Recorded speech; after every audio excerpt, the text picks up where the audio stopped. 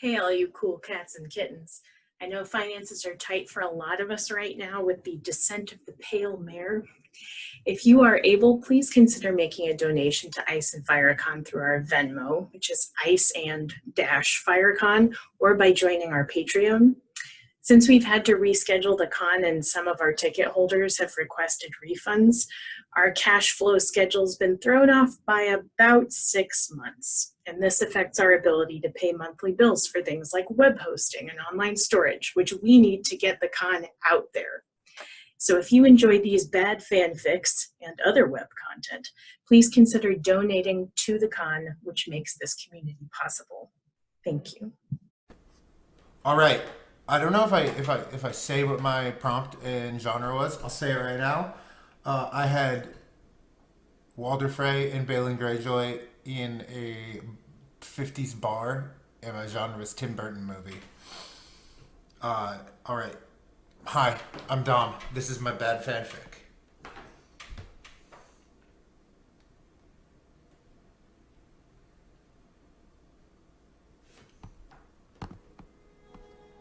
The lightning cracks over a rocky cliffside in a craggly fishing village. For a second, the village is illuminated, and we see no signs of life. No one in the streets, no lights in the windows, save for one building. The stone facade of that building is blue-white in the temporary daylight of a lightning clap, and we see the sign above the door. A great kraken with 10 ornate tentacles and snarling, angry eyes. The sign reads, "The Bronze Kraken," and a man saunters in front of the entrance. This man is warped and aged, grunting and moaning with every step. His waterlogged gray overcoat hides a rumpled blue suit. He's a real Timothy Spall-type character actor. His pockmarked and gnarly face reveals a strained grimace. He swings the door open and surveils the room. The towering shadows grace the walls and make it look like the room is caving in. None of the patrons turn to look at him. These are the saltiest sea dogs, drinking cheap beer and smoking profusely. He hears the jangly guitar intro of Simon Bard and the Silver Tongue Bands singing "My Baby's Hand of Gold." Ugh, he thought. The only thing I hate more than the Ironborn is rockabillys. He sits in the corner. Suddenly, a slender and shaggy man creeps next to him. He has long, bushy hair, kind of like that guy in the band you don't listen to, but you totally know of. Despite the layers of prosthetic makeup and salt-stained leather, he still manages to look exactly like Johnny Depp in only the way that actor Johnny Depp can manage. He smiles, an out-of-place twee smile. "Hey there, buddy," he squeals. "Lord Balon," the man growls.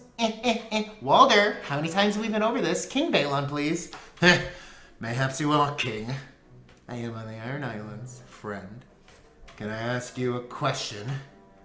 "Go ahead," the king mewed. "Why are you so cheery for this obviously German expressionist bar?" "Oh yeah, I guess you think all the characters in this piece match the aesthetic. Well, I like to think I'm subversive instead." "Subversive? You're just annoying, like everyone in this movie. I bet you secretly love authority too." "Oh, silly Walder, on the Iron Islands I am authority."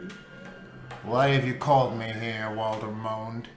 "Well, let me tell you a secret. I'm going to die."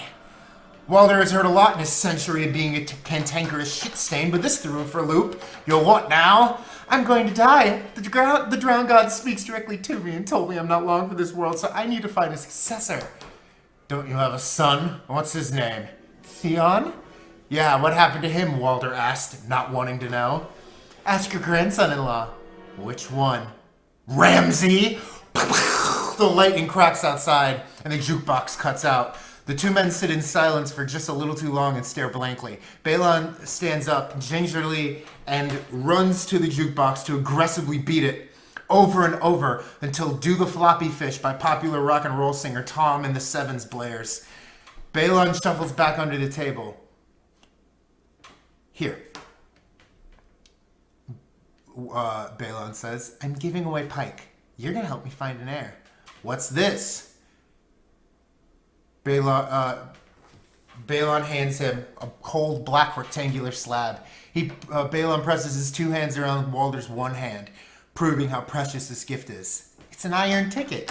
"Aren't these usually golden tickets?" Walder asks. Balon's grip gets tight as a kraken's tentacles on the hull of a cog. Walder could feel the bones in his hand crunch. He tried to recoil, but Balon kept holding. I'm sorry, will you please take that back? Iron ticket, Walder groaned. You paid the iron price. Balon released his grip and smiled. Walder nursed his hand and gawked at the gleefully smiling ironborn companion. I guess I should add a disclaimer. If you like Tim Burton movies, this is gonna hurt. I've always thought that if I married, I would marry a stewardess, Peter Baelish said. The party was winding down. Arya, tending bar, was alone with Baelish and his companion in a lavish dining room. Damian Lannister, sitting deep in an overstuffed armchair, gave Baelish a reproachful look. Baelish, pleased with himself, rose from his chair and approached the bar.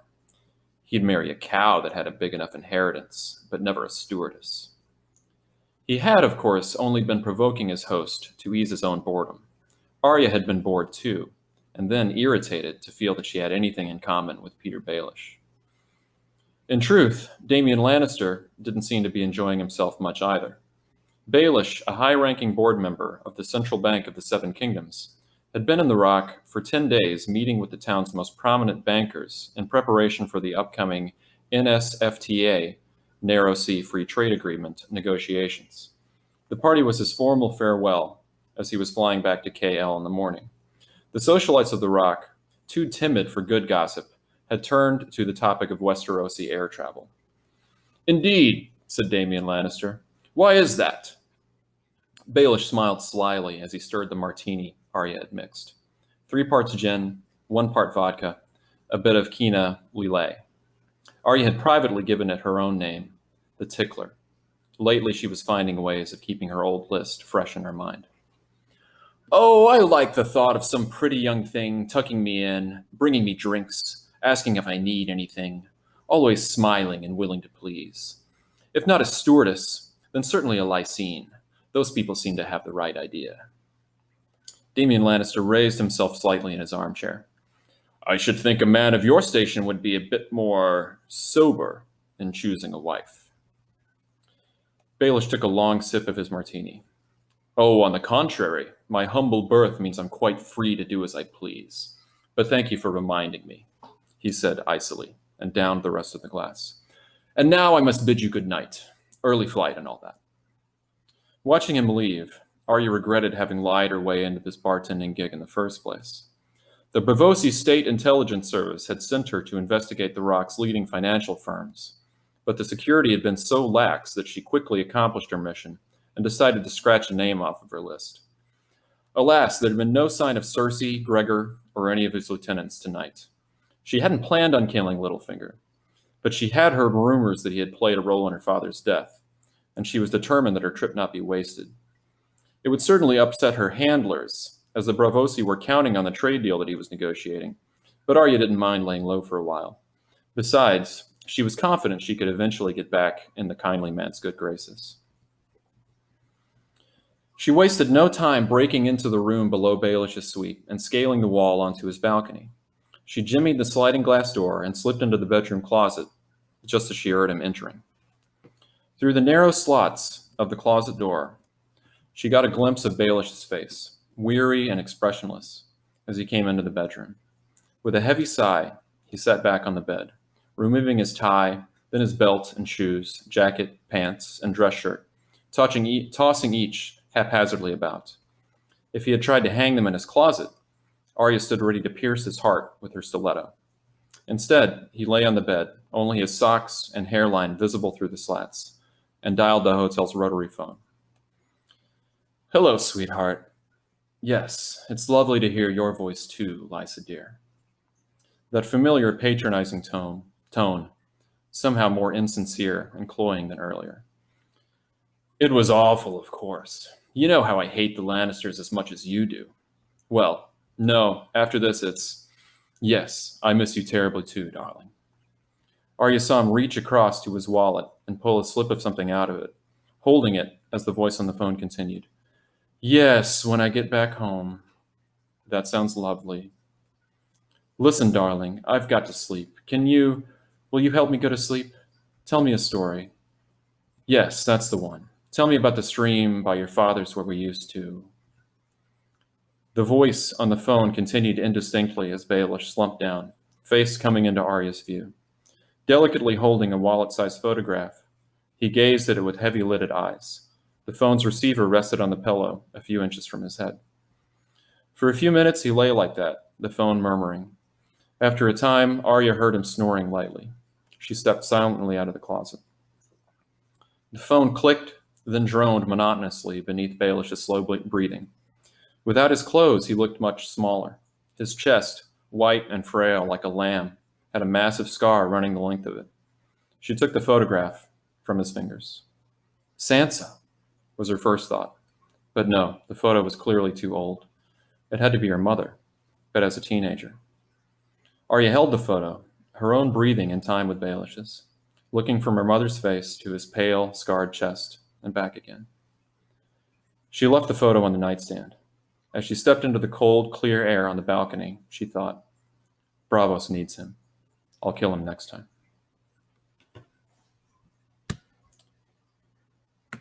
And scene. Hi, I'm Becca, and I'm going to be reading Chelsea's fanfic. The people that they wrote about were Melisandre and Bloodraven. The location is the Crypts of Winterfell, and the genre is vampires. Melisandre, the Red Priestess, found herself in a dank, dark underground cavern of a hall. Statues of grim men and direwolves stood guard, watching with disappointed gazes. She was dead? She should have been dead. She remembered using the last of her strength to light the Dothraki blades against the forces of the Great Other. Wherever she was now, she was not alone. Nearby, a woman waited, scratches running down her face, a jagged gash on her neck. She was accompanied by a group of men. Among them was a fellow in a yellow cloak, and another holding a wooden harp. They paid Melisandre no mind, nor did the next figure she passed. A slender woman with a face and neck covered in a mask appeared to be waiting halfway into the shadows. She was muttering to herself, "To reach the west, you must go east. To go forward, you must go back." Her voice faded as Melisandre moved deeper into what she now knew to be the crypts of Winterfell. A young man she recognized as King Robert's bastard sat on a crypt, his arms rowing invisible oars, as if trying to get away from something awful.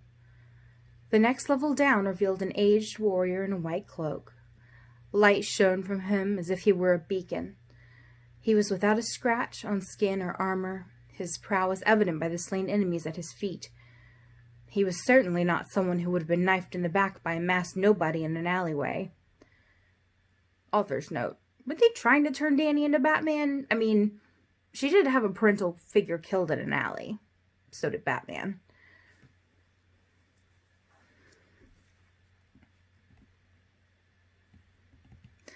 Farther on, a group of 8 women stood, the oldest in her 30s and the youngest a mere child. They appeared to be warriors as well, and each girl looked individual, with varying skin, hair, and eye colors. But then the image faded, and only 3 women stood, no trace of individuality. The next level held more figures. The first, a man with a gold tooth and a blue beard, formed into 3 prongs, but as she approached, the image faded into a dangerous-looking man with long flowing hair. As she passed, something told her to look back, and he had changed again, this time short-haired and scruffy-looking. The next person she recognized, the one that R'hllor had brought back several times, obviously the Lord of Light, and saved him for a greater purpose. Judging by the bite marks and ripped flesh, it must have been saving the prince that was promised from the Great Other, not something meaningless like sacrificing himself to save others who might have been able to flee. The final figures in the room were so cold they made the air crack. Completely made of ice and with glowing blue eyes, they were the things she had feared and saw in the flames. They formed a circle, and one in the middle, their king, held an infant with the same glowing blue eyes. Fear filled her for the first time in centuries, but as she approached, they did nothing. They looked terrifying and seemed like a great unstoppable power that would destroy the world, but they were just posing and not doing anything other than looking menacing. Disappointed? A dry voice asked her. A wiry man had appeared beside her. He had long white hair and a birthmark in the shape of a raven that marred his face. He looked straight at her with one red eye. This is not normal, the crypts of Winterfell. What is this place? In all her years, for all her travels, she had never seen anything like this before. We are in the place where the forgotten and ruined go. Those of us overlooked or cut from the story. Cut from the story. His words made no sense. Look at them. Bloodraven gestured to the others. All their promise. Their great army, a dragon, and they ended up being stabbed by a child with mere months of training. But why are we here? She still didn't understand. It is the faults of the great gods known as D&D. They rushed us along and wielded a sword that could cut so many down before they had to change, to be known, or in the middle of their tale. Why? Why would someone do this? Why would she sacrifice herself to light swords for a suicide charge? Why would that have killed her? Some invisible force had made her do it. They are vampires. Their lives depend on the weeping and the anger of those who have watched our story. It gives them power, and I fear their destruction of our world will have made them nearly immortal. Tommen and Bran at summer camp. Dear Diary, Joffrey says it's girly to have a diary, but he's not at camp with me, so I don't have to be afraid of him anymore. Dad says that because I'm becoming a man, I need to get my bearings in the wilderness and hunt like a man or something like that. I mean, I don't know. He was slurring his speech after drinking a lot of wine, so I never really know for certain what he's saying. But anyways, this place is really rusty and huntery and outdoorsy. Mommy threw a fit when she saw I'd be in a log cabin with a roommate. I should be on my own like a king, she said. But after screaming at the whole staff, she eventually got kicked out. So it's just me and my roommate, Bran. I feel bad saying this because he has a disability and I don't want to be mean to him. But he's pretty weird. When I ask him questions, he always gives these weird answers. Like when I asked him about his favorite video game and he said, I can experience everything that can be experienced inside my own head. And then his eyes rolled back and turned white. But maybe I'll get used to him. Dear Diary, first night of dinner was not as fun as I had hoped. I pushed Bran in his wheelchair from our cabin to the dining hall, and I sat next to him since I didn't know anyone else there. It turns out we do have one thing in common. He has a dog who he loves named Summer, so we both love animals. I told him about Sir Pounce, but he looked kind of bored. The weird part was when I asked him if he wanted me to get him something to eat, and he pulls out this bottle with a red, gooey drink inside and said, nah, I'm good. I thought maybe he was drinking wine like Mommy and Dad always do, but kids aren't supposed to drink wine. So I asked him, what is that? Jojen, he said. Jojen, is that a kind of energy drink, I asked. It's my friend, he replied, staring at me straight in the eyes. After that, we didn't talk at all. Even though Bran is constantly repeating that winter is coming, this is going to be a long summer. Olenna Tyrell and Old Nan are the two characters that we drew. The genre is telenovela, and it takes place in the Reach at Highgarden. I'm shocked. You dare enter here unannounced? You really are a low-born harlot. Me, the harlot? You're the one raising two immoral sluts of daughters who lie and cheat their way through life. Emphasis on lie. Better to be a high-born immoral slut than a dirty, poor, low-born northerner like you and your trash son. Really, I laugh to think of him being worthy of marrying one of my own kin. Ha ha. My son may not have a penny to his name, but he is honest, strong, and can carry two newborn calves on his shoulders.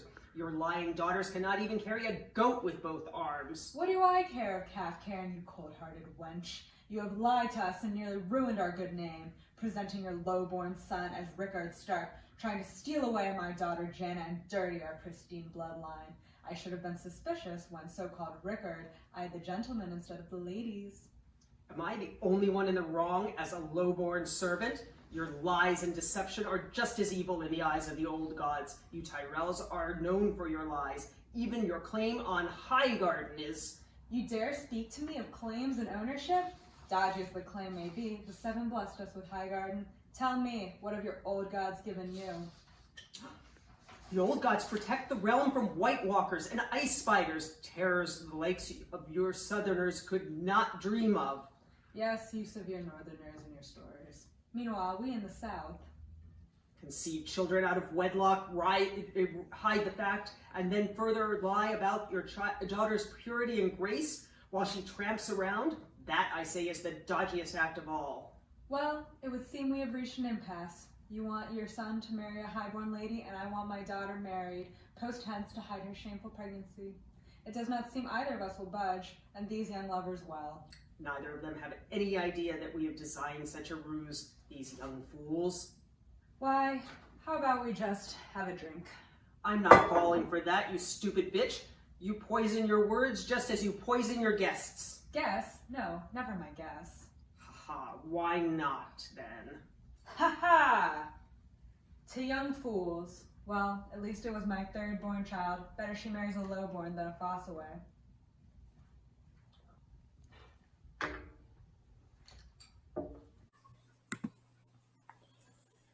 Samuel entered the common room, and all eyes were on him.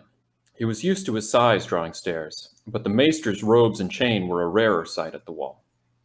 I'm Grand Maester Samuel, an envoy to King Bran Stark, first of... He was blindsided by a mass of furs and red hair. Har! Maester Sam the Slayer, shouted Tormund. Maester, corrected Sam. Master, repeated Tormund. Maester. What? No matter. Is Jon here? I have a letter from the king. The 1000th Lord Commander, Jon Snow. He gone below, as you crows say, to the Weirwood Grove with some free folk. Should be back soon. We can meet him on the other side. The two went through the tunnel to the north side of the wall. The moon was full, and it was snowing slightly. Ah, breathe in that fresh air. The true north, said Tormund. I forgot how bloody cold it gets up here. You'll freeze your mast off, said Samwell. Mast? You know, cock. Ah, mast. I like it. Tormund laughed deeply and slapped Samwell on the back. Grandmaster Sam, do you know the big woman, Brienne? The Lady Commander, aye. She sits at the King's Council with me and the others. Does she talk about me? She says you fought bravely at Winterfell? Is that all? I ought to steal her out of your city proper and make her my woman. The Kingsguard don't marry, Tormund, like the Night's Watch. Don't you have a woman, Master Sam? Aye, Gilly Tarley, Lady of Horn Hill. She used to live up here. Gilly, you say? What clan she come from? Which village? She, was one of Craster's wives. I rescued her and brought her south. Sounds like you stole her proper. She's your wife now in the eyes of the old gods. Sam smiled. Torches were visible in the haunted forest and approaching the wall.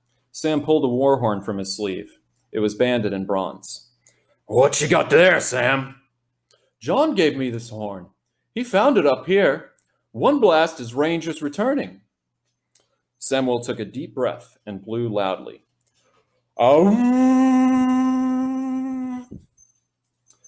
Jon and the group emerged from the haunted forest. Jon smiled at Sam as the sound echoed across the wall. Then another sound came, like 1,000 needles on glass. No, ice. The sounds grew deeper and great cracks streaked the wall. Sam looked up and then back at Jon. Sam, run! Yelled Tormund as they fled into the safety of the trees. Great chunks of ice fell from the wall and shattered as they struck the earth. When the crashes ended, an icy mist covered the forest floor. What was the wall was now a pile of ice shards. Jon turned to Samwell. You're going to have to explain this to the king.